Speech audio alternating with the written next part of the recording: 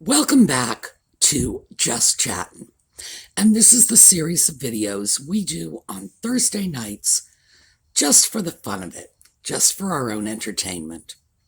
So, today I'm going to bring you up to date on the search for Lilibet, which might as well be the quest for fire because I'm not finding it anytime soon. And I want to touch on something I mentioned in last week's video, but didn't have time to follow up on.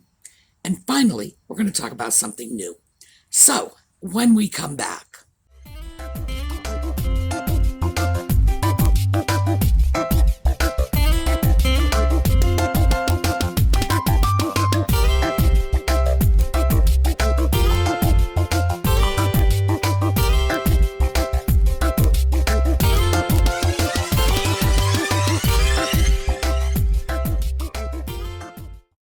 So let's start off with last week. Last week, I mentioned in passing Barry Manakee, and I said I would follow up on that later, but the video got long. I didn't have the time. So I'm going to just very quickly give you the Barry Manakee story. He was one of Princess Diana's bodyguards. He was assigned to Diana in April of '85. And at this point, the marriage was over. The marriage probably ended at some point in 1984, around the time Harry was born, give or take. Diana was lonely, and along comes Barry Manakee. And she apparently fell in love with him. She described him as the great love of her life. But it's important to put that in a little bit of context. This was a relationship that was ended by other people, not by Barry or Diana. So it never had a chance to run its course. Therefore, in some ways, he was the one that got away. And that probably affected Diana's perceptions later. Not to mention the fact that Manakee died shortly after their relationship. So when she says he was the great love of my life, let's just keep that in context. Manakee joined her protection detail in April of '85. By late summer, early fall of '86, he was dismissed. The relationship had become inappropriate. According to James Hewitt, Diana told Hewitt that they were intimate. They did have a physical affair, although when Diana was speaking with Chattin some years later, she denied this. Who knows what the real story was? They were allegedly caught in a compromising position. The people around them had mixed opinions of, how involved the relationship was. Regardless, it was deemed inappropriate, so whatever was going on was open enough and public enough for the police department to pull him off that detail, send him back to whatever regular police duties he was supposed to be doing. In 1987, and this would have been about 8 or 9 months after he was taken off the detail, he died in a traffic accident. Now, the traffic accident was a straight-up accident. All kinds of people are saying, oh, there was conspiracy. No, it was one of those things where, like the death of Diana, with a drunken driver trying to outrun news reporters, the miracle would be if there had been no accident. The fact that there was an accident was virtually a foregone conclusion when the people involved got into their vehicles. So, what the story is Manakee was going to take a car, I assume a police car, home that evening, but he was offered a ride by a friend, also a police officer, on the back of the friend's motorcycle. It was after 10 at night. It was raining. Two people on a motorcycle come to an intersection. A 17-year-old girl who had her driver's license for a grand total of 6 weeks pulled out unadvisedly. The motorcycle swerved. Manaki was thrown off the motorcycle, died instantly. The driver of the motorcycle was badly injured, and there was a retired doctor in a station wagon. They call it an estate car. I found that very confusing when I read the accident report, which is why I mention it. Retired doctor in a station wagon. He was there with his wife, a friend who was a dentist, and the dentist's wife, 4 older people in the station wagon. They all gave testimony at the inquest and so on. The doctor stopped to help. Manaki was dead. Later they said, and by they, I mean the tinfoil hat crowd basically, said that this was an arranged death. This was an assassination, a political assassination. The British government had killed Manaki. Since when does the British government employ 17-year-old girls and retired dentists? Come on. The fact is, it was just an accident. It was a kid with almost no driving experience. It was late at night. It was raining. It was 2 men on a motorcycle who just couldn't make that swerve, which, by the way, motorcycle rider friends of mine have told me is extremely difficult. A motorcycle with 1 passenger, the driver, can pretty effectively swerve if the driver's experienced because they know how to shift their weight. 2 people, no. Swerving with 2 people is extremely dangerous.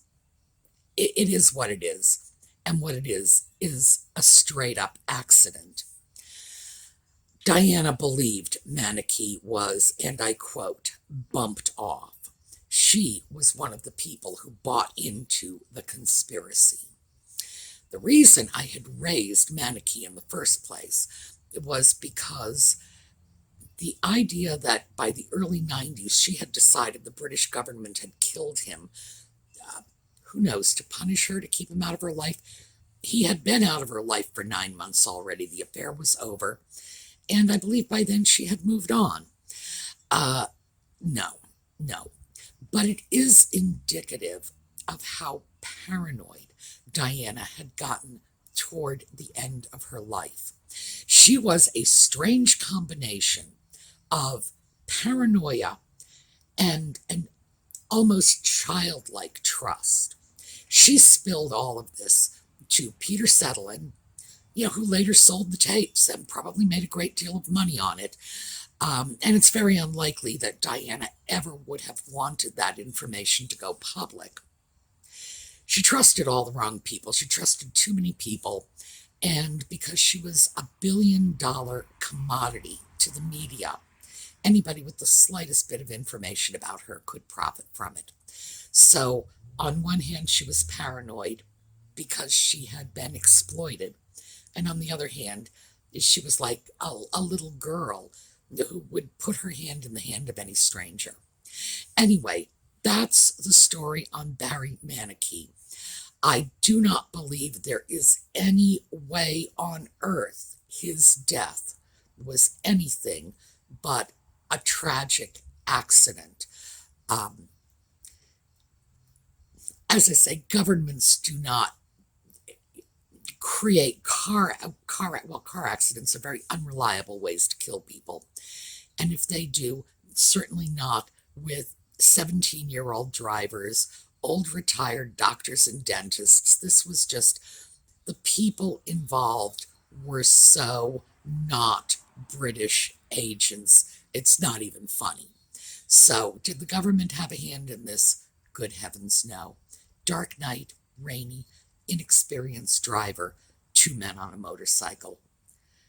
That was almost begging to be an accident. So that's the story on Barry Manaki. So now, let's take a look at the quest for Lilibet. I have found almost nothing. But almost nothing means I did find something. So let's start off with this photograph. Now, this photograph is an enlargement from a clip taken from Nutmeg's 40th birthday press release PR thing. Let's go mentor women for my birthday, because it's all about me. And the photos were in the background. And the media, and by the media, I'm referring to the media outlets that are very friendly to Nutmeg. Let's just put it that way. Almost adoring. So, oh, isn't this cute? And it must be little Lilibet. Oh, please. My cat could be in one of those photos and you wouldn't be able to tell the difference.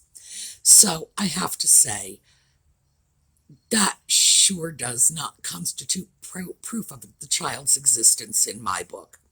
It doesn't constitute proof of my cat's existence.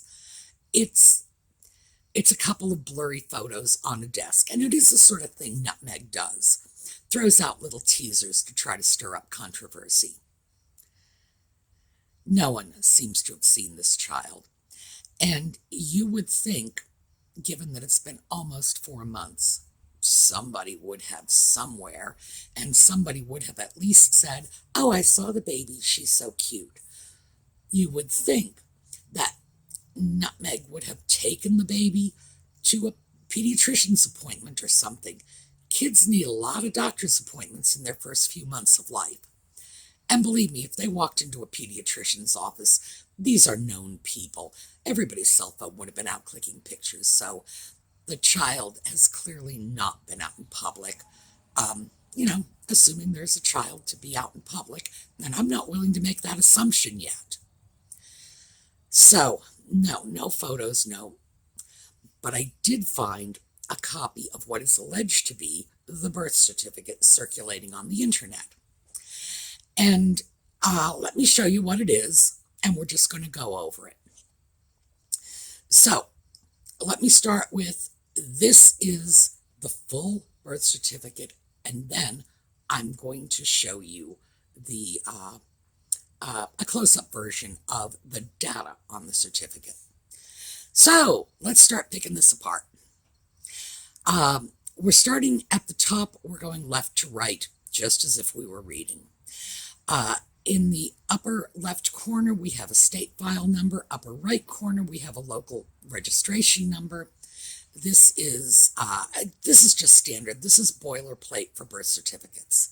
Then we get into the real information. Child's name, first, middle, last. Lilibet Diana Mountbatten Windsor. Child's sex, female.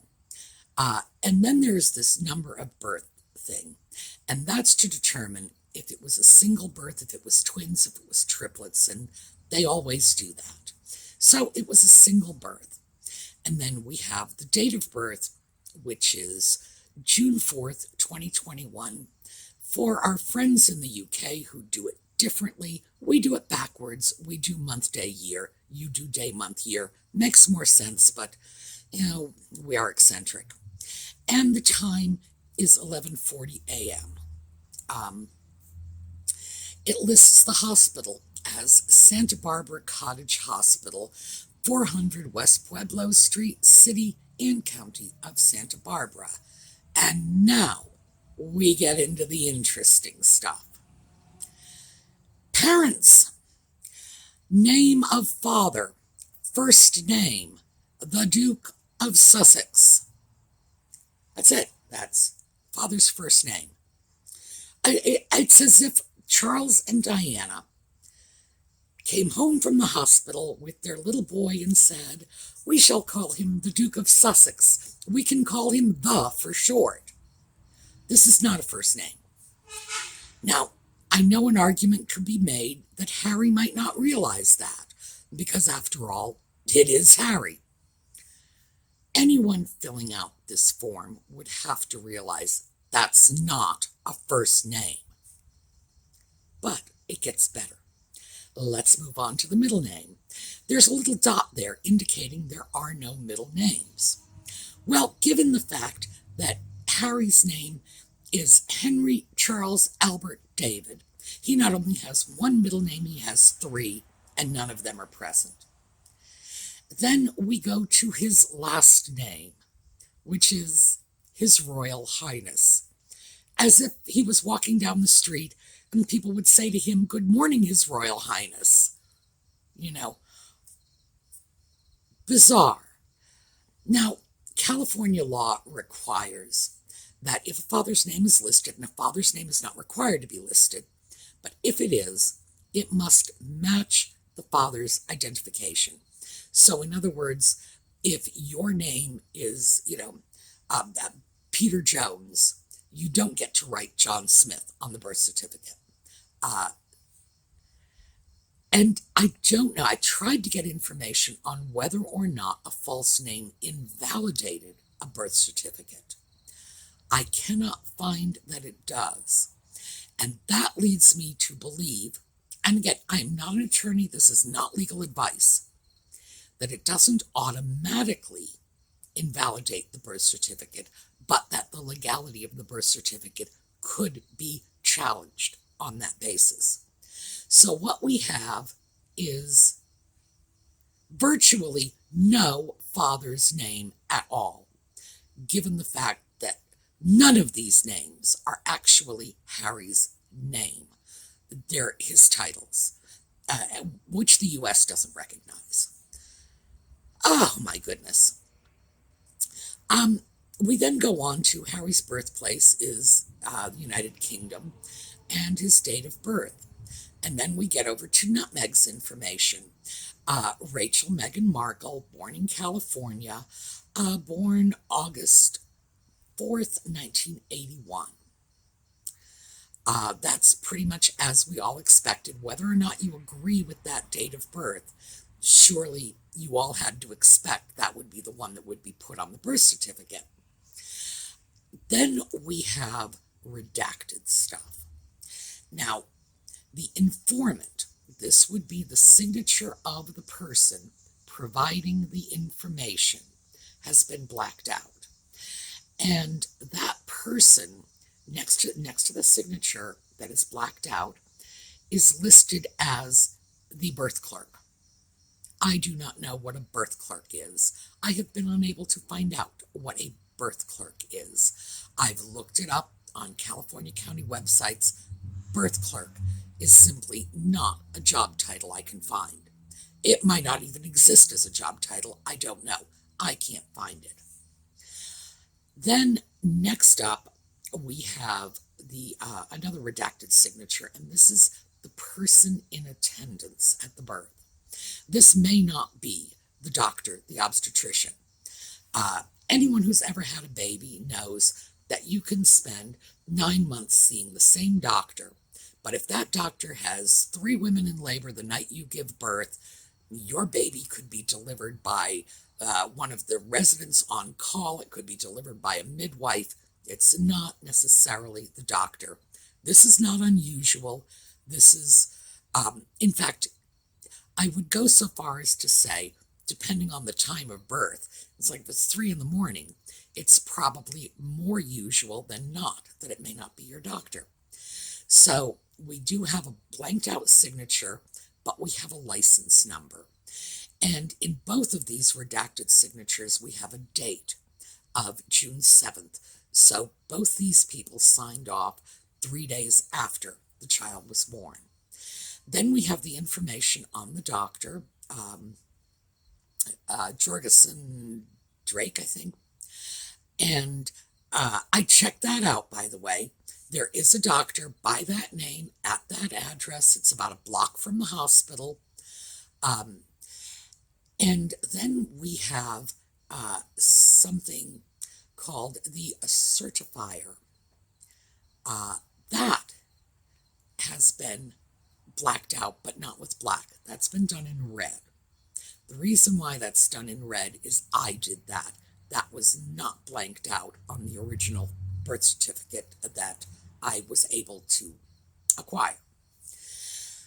Then there is the registrar's signature, and the registrar's signature was 2 days after that, June 9th, 2021. And 1921, that would be a good trick. So you have 3 officially blanked out signatures. The other name, the certifier, I took that out. The reason I took that out is because naturally, once I was presented with a name, I went online and looked that person up. And I was mortified by how quickly and easily I got just a huge amount of information about this person. I typed in her name and Santa Barbara. I immediately got 2 hits. One of them was listed as age 93, so I eliminated her on the theory that, even if she was alive, she's probably senile and can't help me anyway. The next one, keep in mind, this is less than 30 seconds after I typed the name into the search engine. I had her name, I had her address, I had her phone number, I had her level of employment, her estimated income. I was absolutely shocked. I had no interest in violating this woman's privacy to that extent. I was creeped out because I didn't want to know that much about her. I wanted to know what office she worked for in Santa Barbara. I expected I would throw in her name, throw in Santa Barbara, and I would get some sort of county website that would list her job title. Oh my. So that's why I blocked her name out, because this is a person who has nothing whatsoever to do with Nutmeg and Harry and their chaos and all of the interest that is intentionally generated by them, which encourages people like me to check out every little scrap of information, because when somebody lies repeatedly, you check out whatever information you have. Naturally, I was going to check and make sure this woman existed. I had no idea I would come up with that much information that quickly. So, by the way, I consider her to be collateral damage of Nutmeg's manipulation of the media. I think that when you exploit the media for your own benefit, it's inevitable that some people are going to get trashed by the fallout. And I think this is a woman who got trashed by the fallout. Her information is out there for anybody to dig up if they want to. But why would they want to? Well, because she's been accidentally caught up in Nutmeg's little web of intrigue, and it put a target on her. So I feel really bad for that woman. And as I say, I'm blocking her name out. I assure you, any one of you could have found that information on her as quickly and easily as I did. But please don't, because she's got nothing to do with this. And if it were me with that much information available, I think I would be very humiliated that everybody in America knew so much about my life.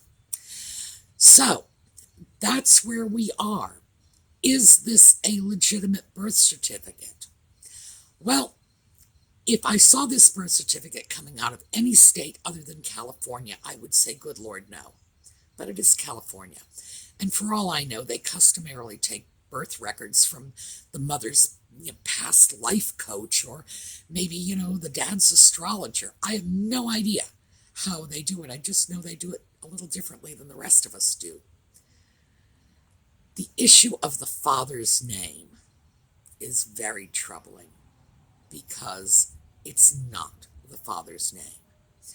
And I should think even Harry, and I know that's a stretch, even Harry ought to know this isn't his name.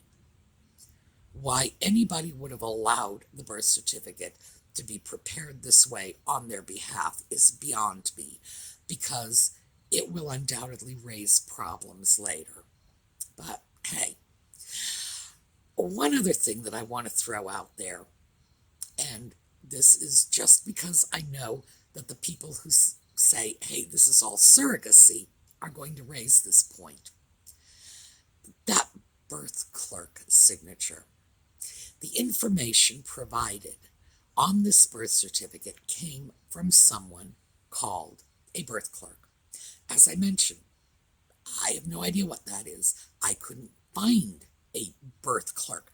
I couldn't find a job description in Santa Barbara County called birth clerk. So who's to say who provided this information? Therefore, who's to say how reliable it is? It's that simple.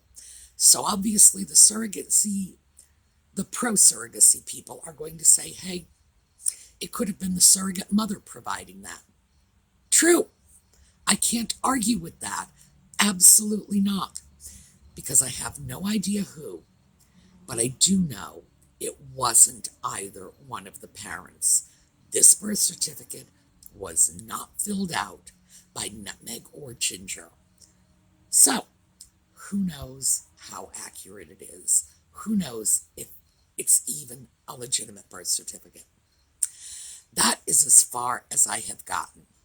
And I'm going to continue to look. But for all I know, this one is as much a doll as little Archie on that walk in the Canadian woods. You know, maybe there's a baby, maybe there isn't. Maybe there's a baby and a whole bunch of dolls, maybe there isn't. Who knows? But I'm not coming up with scratch. When I do, I'll let you know. Finally, moving on to something different. A lot of you have asked for another video, that I should do this twice a week. Okay, you're on. What I cannot do, though, is I cannot give you a researched video twice a week.